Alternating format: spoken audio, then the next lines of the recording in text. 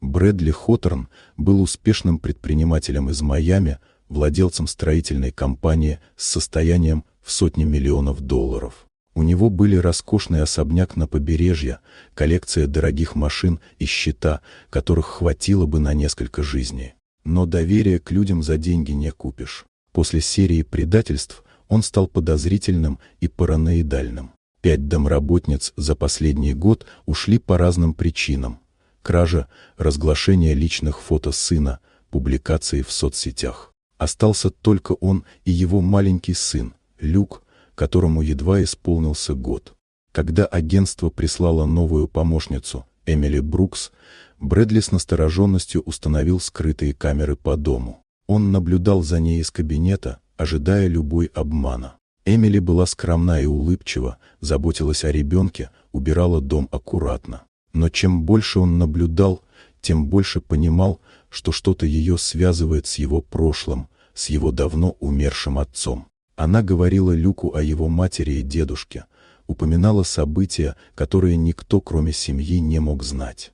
Когда Брэдли случайно нашел у нее медальон с фотографией его отца и неизвестной женщиной, его подозрения достигли предела. Он устроил проверку документов и перепроверку, но внутри росло чувство странного облегчения.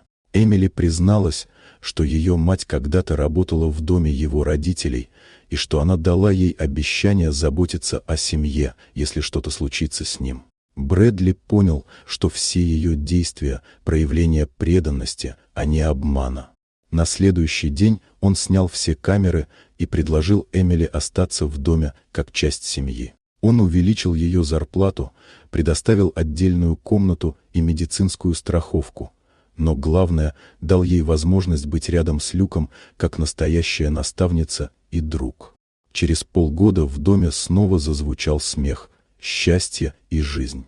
Брэдли понял, миллиарды не заменят доверия и любви, а самые ценные люди порой приходят к нам в самых неожиданных обличьях. Медальон теперь висел в рамке на стене, напоминая о верности, доброте и обещаниях, которые переходят из поколения в поколение. Вот такая удивительная история.